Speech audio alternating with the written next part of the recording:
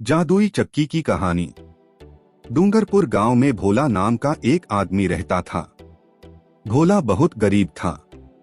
अपनी इस गरीबी के कारण वह अपने परिवार का भरण पोषण नहीं कर पा रहा था। कई दिनों तक उसके परिवार के सदस्यों को भूखा रहना पड़ता था। उस गांव में इतना काम भी नहीं था कि वह मजदूरी करके अपना पेट भर ले, लेकिन फिर भी उसको भगवान पर बहुत भरोसा था। उसका मानना था कि भगवान जो भी करता है सोच समझ कर करता है। हो सकता है भगवान मेरे लिए कुछ दिनों बाद अच्छा कर दें, जिससे मेरे परिवार की गरीबी दूर हो जाए। एक रात भोला को एक सपना आया।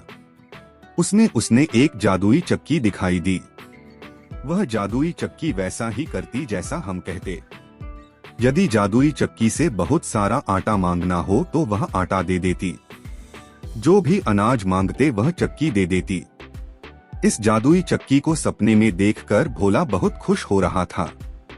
भोला सपने में सोच रहा था कि अब मेरी गरीबी दूर होती नजर आ रही है। वह सपने में चक्की से बहुत सारे सामान मांगता है और धीरे धीरे अमीर हो जाता है। जैसे ही वह सपने में अमीर होता है, सुबह हो जाती है और उसकी नींद खुल जाती है और उसका सपना भी टूट जाता है। सुबह उठकर यह सारी सपने वाली बात भोला अपनी पत्नी को बताता है। उसने पत्नी से कहा, मैंने सपने में एक जादुई चक्की देखी। उस चक्की से मैं जो भी मांग रहा था वह चक्की दे रही थी। मैंने बहुत सारा अनाज मांगा, उसने दे दिया। धीरे धीरे हम अमीर हो गए। तब उसकी पत्नी ने कहा, यह तो सिर्फ एक सपना था, इसे हकीकत न समझे।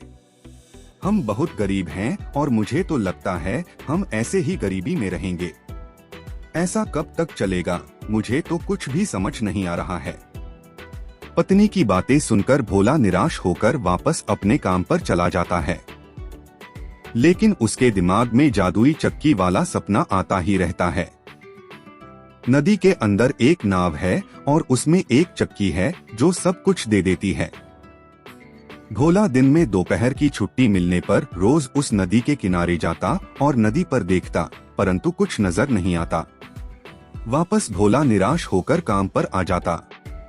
लेकिन उसका विश्वास अभी तक नहीं टूटा था। वह प्रतिदिन नदी पर जाता रहता था। लेकिन एक दिन सच में एक नाव में एक चक्की रखी हुई आती दिखाई दी तो भोला आश्चर्यचकित रह गया। धीरे धीरे वह नाव पास आई गई और नदी के किनारे आकर रुक गई। भोला ने देखा कि आसपास कोई नहीं है। उसने तुरंत नाव से चक्की को उठाया और अपने घर ले आया। उसे अपना सपना सच होता दिखाई देने लगा।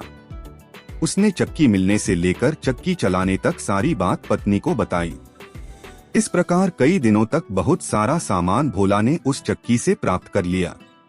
धीरे धीरे उसकी गरीबी दूर हो गई, यहाँ तक कि अब उसे काम करने की आवश्यकता भी नहीं थी।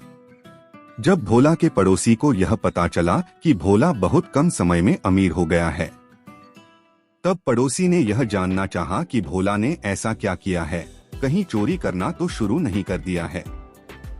उसका पड़ोसी उसकी अमीरी से जलने लगा था। अब वह पड़ोसी पूरे समय भोला के घर पर नजर रखता था। एक दिन पड़ोसी को पता चल ही गया कि यह सब चक्की का कमाल। उस जादुई चक्की से जो मांग रहे थे वह दे रही थी। उस दिन उस पड़ोसी ने जादुई चक्की को चुराने की ठान ली। उस पड़ोसी ने एक रात को वह जादुई चक्की चुरा ली और चक्की अपने घर ले आया।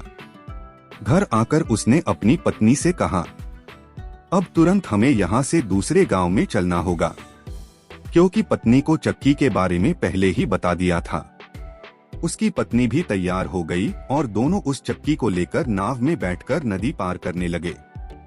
जब वे नाव में बैठकर जा रहे थे तब पड़ोसी की पत्नी ने कहा कि यह चक्की कैसे काम करती है, जरा मुझे भी बताओ।